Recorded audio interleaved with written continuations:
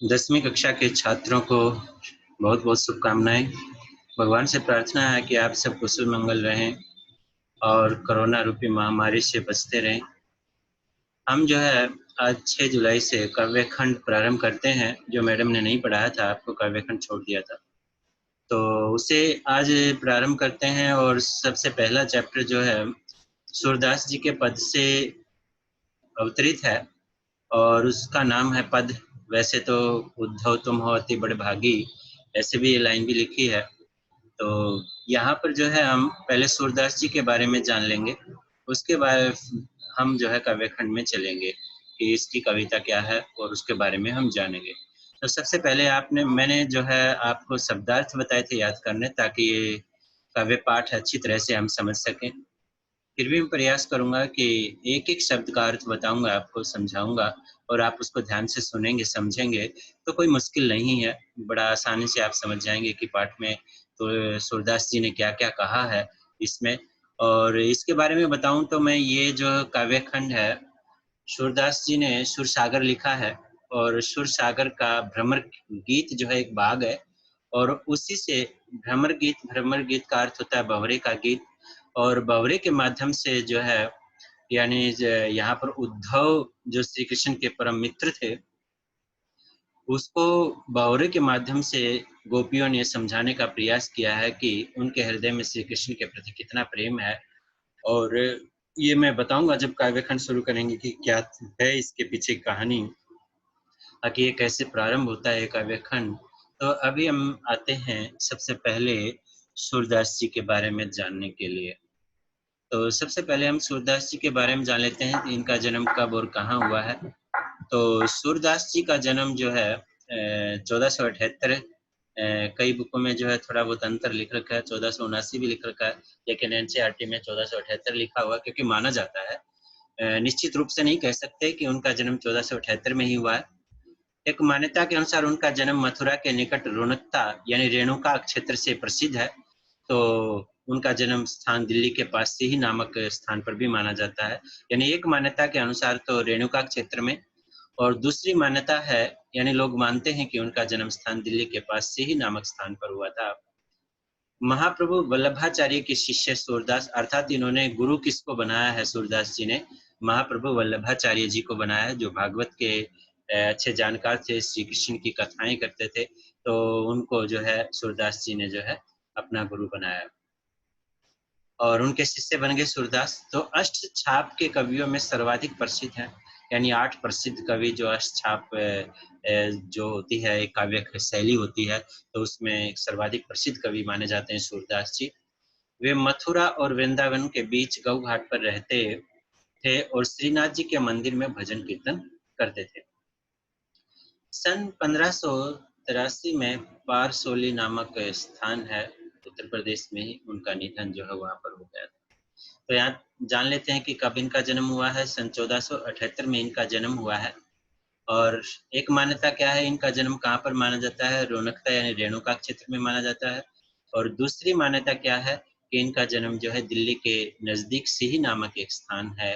अभी तो उसका नाम परिवर्तन हो गया, ये प्राचीन नाम है सिही, तो उस वहां पर माना जाता है। इन्होंने जो है महाप्रभु वल्लभाचार्य को अपना गुरु बनाया, यानी उसके शिष्य बन गए ये। और अष्टछाप जो कवि हैं, प्रसिद्ध कवि, उनमें से सूरदास जी प्रसिद्ध कवि माने जाते हैं। ये मथुरा और वृंदावन के बीच जो एक गौ घाट है, मथुरा और वृंदावन आज भी है, इनके बीच गौ घाट नाम से प्रसिद्ध एक घाट है, गंगा जी का स्थल। तो उसी पर श्रीनाथ जी का मंदिर है, उसमें ही भजन कीर्तन करते थे। और सन 1583 में ये परसौली नामक जगह थी, वहां पर इनका निधन हुआ। तो ये था सूरदास जी के जन्म के बारे में, उनके ग्रंथों के रचनाओं के बारे में। क्योंकि एक एक नंबर के आपसे क्वेश्चन पूछे जाएंगे, आपको उनका आंसर देना है, तो आपको पता होना चाहिए कि किस कौन को उन्होंने गुरु बनाया और कब इनका जन्म हुआ है, कहाँ पर इनका जन्म माना जाता है और कहाँ पर ये रहते थे, क्या करते थे श्रीनाथ जी के मंदिर में, और कब इनका निधन कहाँ पर हुआ। तो ये बातें आपको ध्यान रखनी है। इनके 3 ग्रंथ हैं, सूरसागर, साहित्य लहरी और सुरसारावली। इनके 3 ग्रंथ कौन कौन से हैं, सुरसागर, साहित्य लहरी और सुरसारावली। सुरसागर जो है सर्वाधिक लोकप्रिय हुआ है, यानी सबसे अधिक लोकप्रिय इनका ग्रंथ कौन सा है? सुरसागर है। खेती और पशुपालन वाले भारतीय समाज का दैनिक दैनिक अंतरंग चित्र, यानी जो दैनिक रंग भाव समाज के, धार्मिक समाज के लोगों के रहन सहन से संबंधित है और मनुष्य की स्वाभाविक जो वृत्तियां हैं यानी व्यवहार है, उसका चित्रण उन्होंने सूर की कविता में मिलता है, यानी सूरदास जी की कविताओं में मिलता है। सूरदास जी के प्रमुख रसों की बात करें तो वात्सल्य और श्रृंगार रस इनके प्रमुख रहे हैं।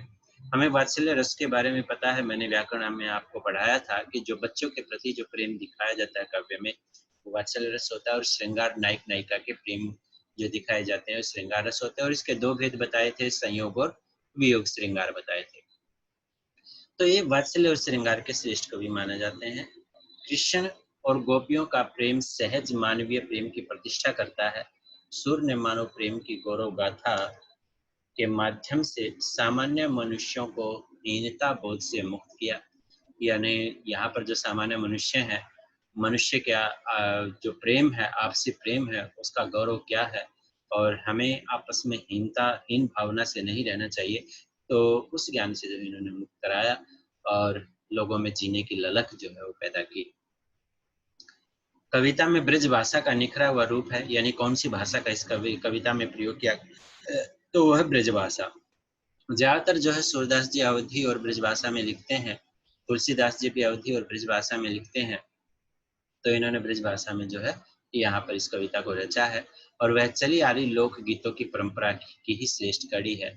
उस समय जो लोकगीत चले आ रहे थे, लोग जो है सामान्य ग्रामीण गीतों को जिस परंपरा में जो है ढालते थे, उसी परंपरा में उन्होंने इस कविता को ढाला है, यानी लिखा है। अब आते हैं कि इस काव्य खंड को कहाँ से, जैसे कि मैंने बता दिया था प्रारंभ में ही कि ये सुरसागर के भ्रमर गीत के जो 4 पद हैं वो लिए गए हैं, यानी भ्रमर गीत एक भाग है सुरसागर का, और उसी के 4 पद यहाँ पर जो है लिए गए हैं। तो पद का अर्थ पद छंद है, इससे हमें पता लग जाता है कि छंद भी कौन सा है, तो यहाँ पर पद छंद है, तो ये पद लिए गए हैं। यहाँ पर वर्णन क्या किया गया है कि जब श्री कृष्ण 9 साल के थे और कंस को, अपने मामा को मारने के लिए मथुरा चले गए, और वहां जाने के बाद जो है वहीं पर राजा हो गए, और लौटकर नहीं आ सकते थे, तो इसलिए उन्होंने अपने एक मित्र थे उद्धव, उसको गोपियों के पास भेज दिया। क्योंकि जब श्री कृष्ण मथुरा आए थे वृंदावन से, तो उस समय जो है गोकुल से आए थे, तो उस समय क्या हुआ था कि सभी गवाले गोप, गांव के सभी ग्रामीण वासी जो है उन्होंने प्रार्थना की थी कि आप वापस आएंगे, लेकिन श्री कृष्ण जो है मथुरा जाने के बाद वापस नहीं लौटे, बल्कि उन्होंने अपने मित्र उद्धव को भेज दिया कि गोपियों को जो है जाकर समझाओ कि अब वो आने वाले नहीं हैं, आप उनका इंतजार मत करो, और अपने कार्यों में जो है निरंतर जिस प्रकार प्रतिदिन होते के कार्य होते हैं उन कार्यों में व्यस्त रहो। तो इस प्रकार की बातें थी।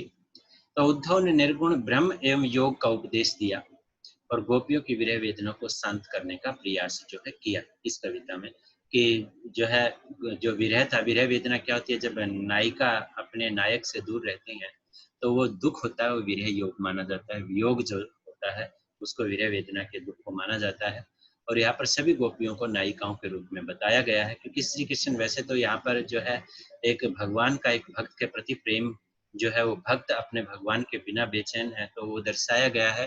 क्योंकि 8-9 साल के तो गए ही थे, बच्चे ही थे, तो उस समय तो वहाँ पर गोपियों का मतलब गवालों की पत्नियां है, केवल जो है केवल गोपिकाएं नहीं है, यानी वहाँ की कन्याएं नहीं है, इसमें सभी वृद्ध महिलाओं से लेके सभी है, और सभी जो है श्री कृष्ण के आने का इंतजार कर रही थी।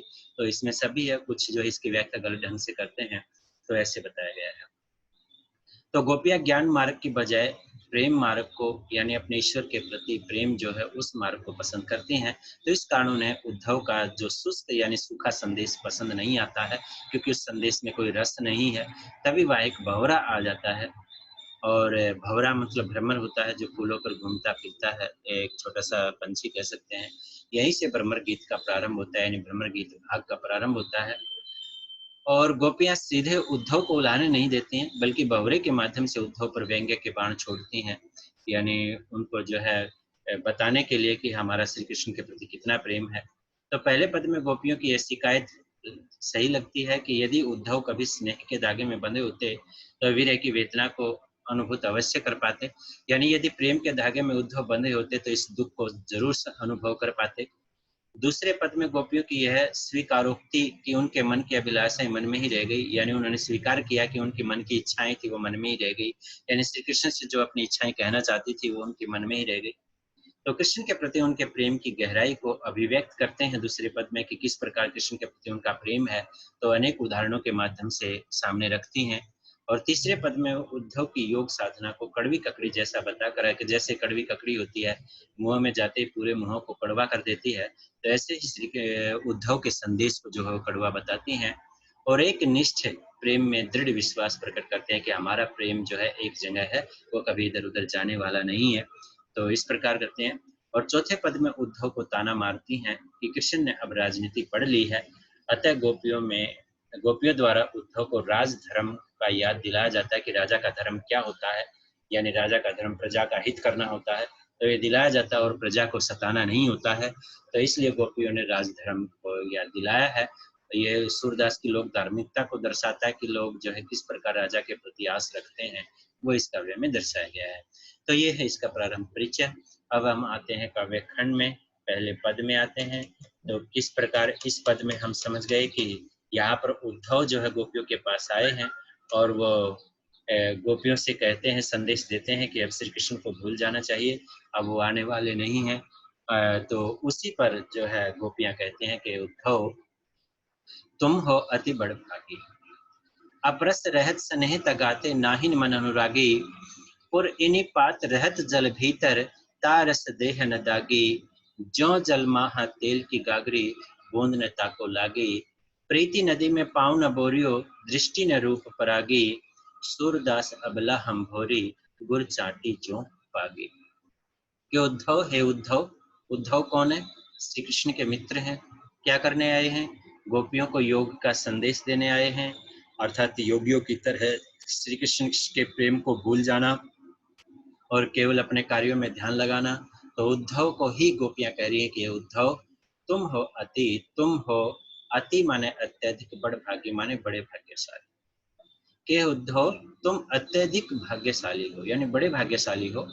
और अपरस रहत स्नेह तगाते, स्नेह माने प्रेम, तगा माने धागा से रहत रहते हो, अपरस माने दूर, यानी तुम जो है स्नेह रूपी धागे से अपरस रहे हो, अर्थात तुम्हारे अंदर प्रेम रूपी धागे का कोई असर या कोई रस, कोई आनंद नहीं पड़ा। तो अपरस के अर्थ बहुत सारे हैं यहाँ पर, रस रहित कह सकते हैं, आनंद रहित कह सकते हैं, अपरस का अर्थ होता है और दूर रहना, तो उसमें यह विशेषार्थ यहाँ पर आता है कि तुम तो स्नेह रूपी धागे से हमेशा दूर रहे हो, प्रेम रूपी धागे से हमेशा अपरस रहे हो, अर्थात उसका प्रेम रूपी धागे का अनुभव तुम्हें किया ही नहीं है।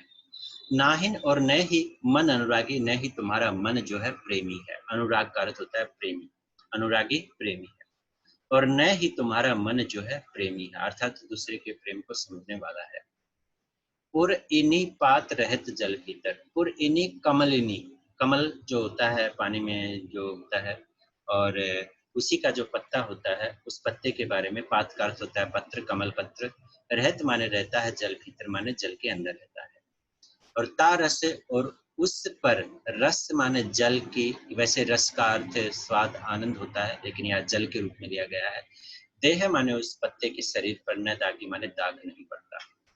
जिस प्रकार एक उदाहरण दिया है गोपियों ने कि तुम्हारे मन के अंदर कोई प्रेम की भावना नहीं है और न ही तुम स्नेह रूपी धागे से जो है जुड़े रहे हो, यानी हमेशा उससे दूर रहे हो। जैसे जल के अंदर जो है कमलिनी का पत्ता रहता है और उस पर जल की बूंद का कोई दाग या असर जो है नहीं पड़ता है, तो यहाँ पर इसके बारे में यहाँ पर बताया गया है। तो उस पर जल के बूंद का कोई असर या दाग नहीं पड़ता है, तो वही बताया गया है कि कमल का पत्ता जो सूखा ही रहता है जल के अंदर रहकर भी, तो उसी प्रकार तुम भी श्री कृष्ण के प्रेम रूपी सागर में रहकर भी जो उसे अछूते रहे हो, तो यही समझाने का प्रयास इन 2 लाइनों में किया है। ज्यों जल माह तेल की गागरी बूंद न ताको लागी, प्रीति नदी में पाँव न बोरियो दृष्टि न रूप पर आ गई। ज्यों जैसे, एक दूसरा उदाहरण दिया है कि जल माह, जल में, तेल की गागरी, तेल की मटकी, जिस मटकी में तेल डाला जाता है और यदि उसको जल में रखा जाए तो उस पर तेल के जल की बूंद का कोई असर नहीं पड़ता है, क्योंकि वो बूंद जो उस पे से फिसल जाती है, उससे हट जाती है। तो बूंद न ताको लागी, यानी उस पर बूंद नहीं ठहरती है। जैसे जल में तेल की गागरी पर उस पर जल की एक भी बूंद नहीं ठहरती है, उसी प्रकार तुम्हारे ऊपर भी श्री कृष्ण के प्रेम का कोई असर नहीं पड़ने वाला है। तो यही बात यहाँ पर बताई गई है। प्रीति नदी में पाँव न बोरियो, दृष्टि न रूप पर आगे। और प्रेम रूपी नदी में तुमने पाँव तक नहीं रखा और न ही उनके रूप पर परागी माने डाली दृष्टि, न माने नहीं।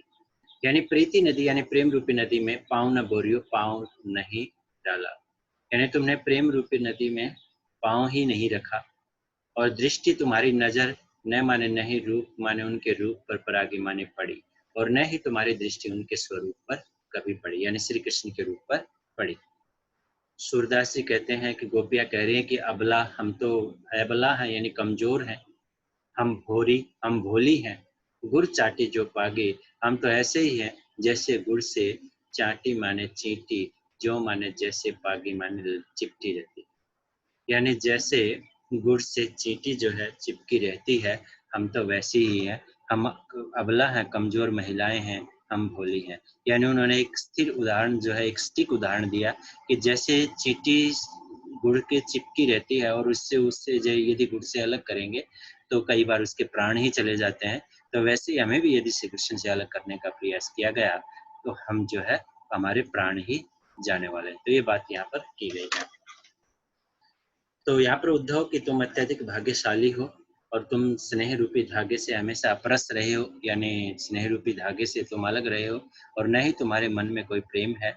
जिस प्रकार कमलिनी का पत्ता जल के अंदर रहते हुए भी उस पर जल की बूंद का कोई असर नहीं पड़ता, और जैसे जल में तेल की गागरी पर एक बूंद जल की एक बूंद तक नहीं ठहरती है, और न ही तुमने प्रेम रूपी नदी में पांव रखा है और न ही तुमने उनके रूप पर कभी दृष्टि डाली है। सूरदास जी कह रहे हैं कि गोपियां कह रही कि हम कमजोर हैं, अबला हैं, हम भोली हैं, हम तो ऐसे ही हैं जैसे चींटी गुड़ से चिपक जाती है, जो का उदाहरण देकर यहाँ पर ऐसे कहा है। वैसे अलंकारों की बात करें तो पुरीनी पात है, पुरीनी कबलिनी का पत्ता, तो यह रहत जल भीतर, तो जैसे यहाँ पर उदाहरण है तो यहाँ पर पुरीनी पात के कारण अनुप्रास अलंकार भी है, और यहाँ पुरीनी पात रहत जल भीतर, जैसे कमलिनी का पत्ता रहता है, तो जैसे लिखा नहीं है लेकिन फिर भी यहाँ पर उपमा अलंकार का प्रयोग यहाँ पर हुआ है। जो जलमा है तेल की गागरी, जैसे जल में तेल की गागरी, तो उदाहरण की तुलना की गई है, तो यहाँ पर भी उपमा अलंकार का प्रयोग किया गया है। प्रीति नदी, प्रेम रूपी नदी, तो रूपक अलंकार का प्रयोग किया गया है। सूरदास हम अबला हम भोरी, गुड़ चाटी जो पागे, जैसे गुड़ से चींटी चिपक जाती है, तो ये भी तुलना की गई है, तो यहाँ पर भी उपमा अलंकार का प्रयोग यहाँ पर किया गया है। हमें पता है कि ये ब्रिज भाषा है और ब्रिज भाषा में लिखा हुआ है जैसे मैंने समझाया था, और इसमें अलंकार मैंने बता ही दिए हैं। और यहाँ पर जो है श्रृंगार रस का प्रयोग जो है यहाँ पर किया गया है, वियोग श्रृंगार रस का प्रयोग यहाँ पर किया गया है। अलंकार मैंने आपको समझाए हैं। दूसरे पर जाते हैं, दूसरे पद्यांश पर। मन ही मन की मांझ रही, मन की मन ही मांझ रही, कहिए जाए कौन पौधो, ना ही परत कही। अवधि आधार आसावन की, तन मन बिथा सही। अब इन जोग संदेशनी सुनी सुनी, विरहिनी विरह दही।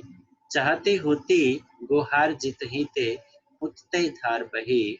सूरदास अब धीर धरे क्यों, मर्यादा न लही।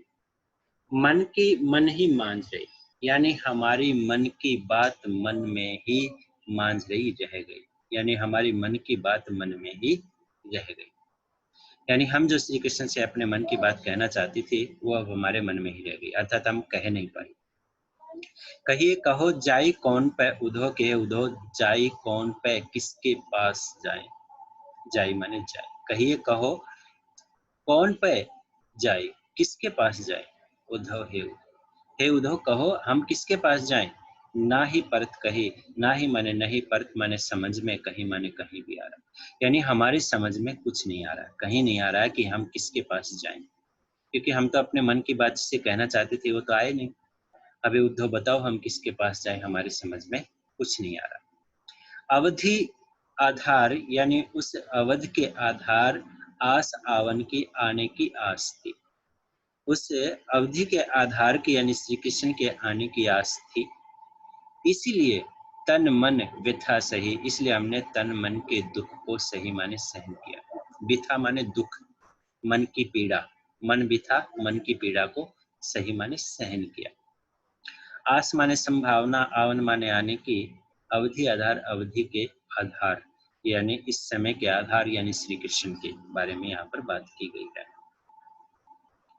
अब इन जोग योग संदेशनी संदेशों को सुन सुनकर, अब इन योग के संदेशों को सुन सुनकर विरहिणी, हम विरहिणी यानी जो अपने नायक से दूर रह रही हैं, जो वियोग में, हम विरहिणी की विरह जो है वो दही माने जला रहा है।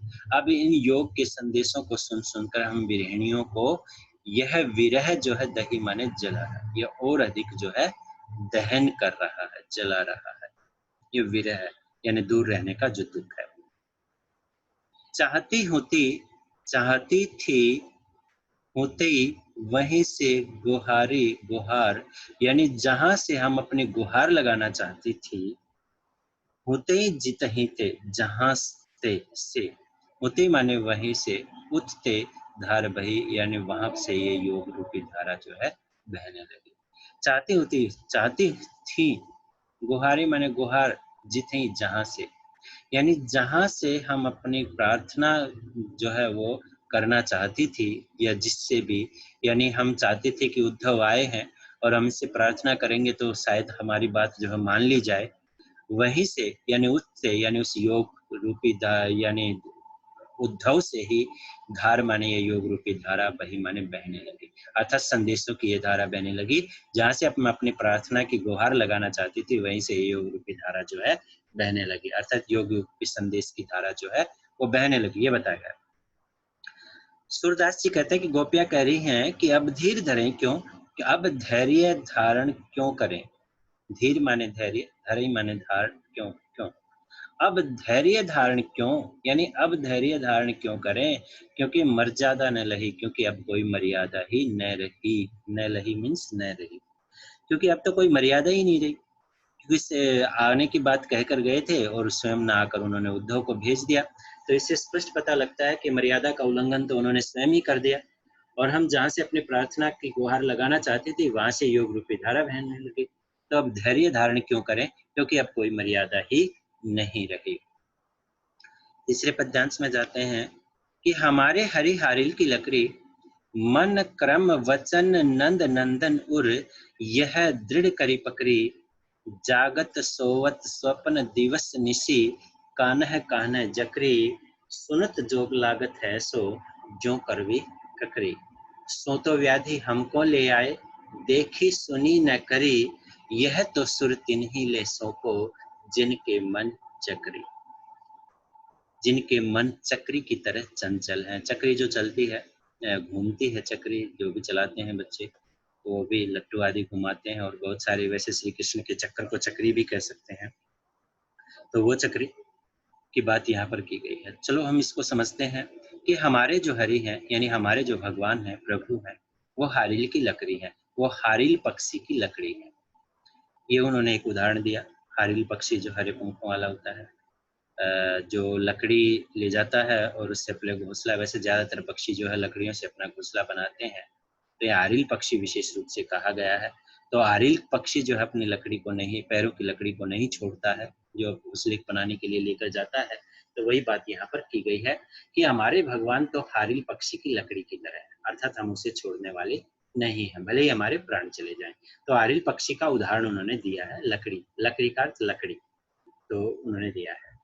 और मन क्रम वचन, मन से, क्रम से, वचन से, नंद नंदन, नंद के, नंदन मीन्स पुत्र को, उर माने हृदय में, हमने जो है मन क्रम और वचन से उस नंदन के पुत्र को अपने उर माने हृदय में बसा रखा है। नंद नंदन यानी नंद के पुत्र, नंदन का अर्थ होता है पुत्र। तो हमने मन कर्म और वचन से उस नंदन के पुत्र को अपने हृदय में बसा रखा है, और यह दृढ़ करी पकड़ी, और इसको हमने दृढ़ता से जो है धारण किया हुआ है, पकड़े हुआ है। जैसे आरिल अपनी लकड़ी को नहीं छोड़ता है, वैसे ही हमने भी श्री कृष्ण को अपने मन में दृढ़ता से धारण किया हुआ है। जागत सोवत स्वप्न दिवस निशी, जागत माने जागते, सोवत माने सोते, स्वप्न माने सपने में, दिवस माने दिन में, निशी माने रात में। जागते, सोते, सपने में, दिन में, रात में, कान्ह कान्ह जकरी, जख का अर्थ होता है जपना, री माने रहती है। यानी हम जागते सोते सपने में, दिन में, रात में कृष्ण कृष्ण जो है वो जकरी जपती रहती हैं, यानी कृष्ण का ही नाम जपती रहती हैं। सुनत जोग लागत है सो, ये योग का संदेश जो है, जोग माने योग का संदेश, सुनत माने सुनकर, लागत माने लगता है, ऐसो माने ऐसे। यह योग का संदेश सुनकर ऐसे लगता है जो कड़वी ककड़ी जैसे कड़वी ककड़ी लगती है। यानी यहाँ पर कड़वी ककड़ी का अभिप्राय कैसे बताया कि जैसे मुंह में कड़वी ककड़ी जाते ही क्या होता है कि पूरा मुंह जो है कड़वा हो जाता है, यानी सारा स्वाद जो है बिगड़ जाता है। वैसे इस योग के संदेश ने हमारे मन को जिनमें कड़वापन जो है वो ला दिया, इसलिए उन्होंने ककड़ी का उदाहरण जो है यहाँ पर दिया गया है, कड़वी ककड़ी का उदाहरण दिया गया है। सोतो व्याधि हमको ले आए, यानी ऐसी व्याधि, सोतो जो सुनी ना हो, ऐसी बीमारी हमको हमारे लिए लेकर आए हैं, देखी सुनी न करी, जो कभी न देखी है, न सुनी है, न करी, न हमें हुई है। यानी हमारे लिए जो है ऐसी बीमारी लेकर आए हो, व्याधि लेकर आए हो, जो हमने न देखी न सुनी, यानी न कभी देखी न सुनी, न कभी हमारे करी माने हुई है, न ऐसी बीमारी कभी हुई है। यहाँ पर करी का अर्थ होगा। यह तो सूरदास जी कहते हैं कि गोपियां कह रही हैं कि यह तो, यानी यह बीमारी तो तीन ही उन्हीं के पास ले जाकर सौंप दो, जिनके मन चक्री की तरह चंचल है। यानी योग रूपी बीमारी हमारे लिए ऐसी लेकर आए हो, और जो कभी हमने देखी है ना सुनी है। और सूरदास जी कहते हैं कि गोपियों के माध्यम से कि ये तो उन्हीं को लेकर सौंप दो, जिनके मन चक्री की तरह चंचल था, जिनका मन एक जगह नहीं ठहरता, वो चक्री की तरह चंचल कहा जाता है। यानी एक जगह जिनका मन स्थिर नहीं है, उसको चंचल मन वाला, चक्री की तरह चंचल मन वाला कहा जाता है। तो यहाँ पर श्री कृष्ण पर ही सीधा उलाहना व्यंग्य किया गया है कि ये बीमारी तो श्री कृष्ण के जाकर ही सौंप दो, क्योंकि उनका मन जो है चक्री की तरह चंचल है। तो ये बात यहाँ पर की गई है। इसको नहीं समझ में आए तो दोबारा सुन लेना, एक एक शब्द का अर्थ मैंने यहाँ पर समझाया है। हरि है राजनीति पढ़ी आए, समझी बात कहत मधुकर के, समाचार सब पाए। एक अति चतुर होते पहले ही, अब गुरु ग्रंथ पढ़ाए। बड़ी बुद्धि जानी जो उनकी, जोग संदेश पठाए। उद्धव भले लोग आगे के, परहित डोलत धाये। अब अपने मन फेर पाइए, चलत जो होते चुराए। ते क्यों अनीति करे आपुन, जे और अनीति छुड़ाए। राज धर्म तो यही सुर, जो प्रजा ने जाहि सताए। हरि हैं राजनीति पढ़ी आए, शायद हरि ने राजनीति कहीं से पढ़ ली, यानी शायद कहीं से हरि जो है वो राजनीति पढ़कर आ गए हैं। क्योंकि जैसे राजा जो है अपने स्वार्थ के वशीभूत ही जनता से प्रेम रखता है, और जैसे उसका स्वार्थ पूरा होता है, यानी पहले हम देखते हैं कि राजनीतिक लोगों को एक एक वोट मांगने के लिए किस प्रकार लोगों के पैर पड़ते हैं, और ऐसा दिखाते हैं कि जनता से इतना प्रेम जैसे किसी और को हो ही नहीं, वही जनता की देखभाल करने वाले हैं। लेकिन बाद में जब उनका स्वार्थ पूर्ण हो जाता है तो किस प्रकार वो अनदेखा करते हैं। तो ऐसे ही यहाँ पर हरि को भी वैसे ही उलाहना दिया है कि शायद वो राजनीति अब पढ़ ली है, अर्थात अब राजा हो गए हैं, इसलिए राजनीति नेतागिरी जो है वो उस पर उतर आए। समझी बात, समझ गई है बात, कहत माने कहने की, मधुकर की, मधुकर श्री कृष्ण को कहा गया है। यानी मधुकर की बात जो है क्या है वो हम समझ चुके हैं। समाचार सब पाए, सब समाचार जो हम पा चुके हैं, अर्थात हम समझ गई है कि क्या समाचार देना चाह रहे हैं। एक तो अति चतुर होते पहले, एक एक एक तो अति माने अत्यधिक, चतुर माने चालाक होते माने थे पहले से ही थे। एक तो अत्यधिक चालाक पहले से ही थे, और अब गुरु ग्रंथ पढ़ाए, और अब ये गुरु ग्रंथ पढ़ाने भेज दिए, यानी गुरु ग्रंथ पढ़ा रहे हैं। अब जो है आपको भूल जाना चाहिए, आपको हरि का ध्यान नहीं रखना चाहिए। अब वो जो भी है, अर्थात ये जो गुरु ग्रंथ पढ़ाने के लिए इनको भेज दिया है। बड़ी बुद्धि जानी जो उनकी, बहुत बड़ी बुद्धि मानती है उनकी, योग संदेश पठाए, जो योग का संदेश हमें बढ़ा रहे। ये सीधा उद्धव पर उलाना है कि हमने बड़े बुद्धिमान माना था उनको, लेकिन ये योग का संदेश जो हमें पढ़ाने लगे। उद्धव हे उद्धव, भले लोग आगे का मतलब पहले के, पुराने जमाने के, यानी पुराने जमाने के या पहले के लोग भले थे, जो परहित, जो दूसरे के हित के लिए, भले के लिए, डोलत माने घूमते फिरते, धाय माने रहते थे। यानी परहित, दूसरे के हित के लिए डोलत धाय यानी डोलते फिरते रहते थे। पहले के लोग भले थे, ये कहा। अब अपने मन फिर पाइए, अब हम अपने मन को फिर माने फिर से पाही माने पाना चाहते हैं। अब हम अपने मन को फिर से वापस पाना चाहते हैं। चलत माने जाते, जो माने वक्त, जाते जो यानी चलत जो यानी जाते वक्त जो, उते माने ले गए थे, चुराए माने चुरा कर, जो चलते वक्त जो है चुरा कर ले गए थे। हम अपना मन फिर से पाना चाहते हैं, जो श्री कृष्ण जाते वक्त जो है चुरा कर ले गए थे। जे क्यों अनीति करे आपुन, जे और अनीति छुड़ाए। वो क्यों अपने आप अनीति अन्याय कर रहे हैं, यानी वे क्यों अनीति अन्याय करें आपुन यानी अपने आप, वो क्यों स्वयं ही अन्याय कर रहे हैं, जे और अनीति छुड़ाए, जो औरों को अन्याय से छुड़ाते हैं। यानी सीधा सा श्री कृष्ण पर ये व्यंग्य किया गया है, आरोप लगाया गया है कि वो जो है खुद अन्याय कर रहे हैं, जो औरों को अन्याय से छुड़ाते हैं। राजधर्म तो यही, सूरदास जी कहते हैं कि राजा का धर्म तो यही है, जो प्रजा न जाहि सताए, जो प्रजा को न मान जाहि किसी भी प्रकार नहीं सताए माने सताए, जो न जाहि जाहि माने किसी भी प्रकार, न माने नहीं सताए, जो प्रजा को किसी भी प्रकार से नहीं सताए। यानी राजा का धर्म तो यही है। सूरदास जी कहते हैं, गोपियों के माध्यम से गोपियां कह रही हैं कि राजा का धर्म यही है कि जो प्रजा को किसी भी प्रकार से न सताए।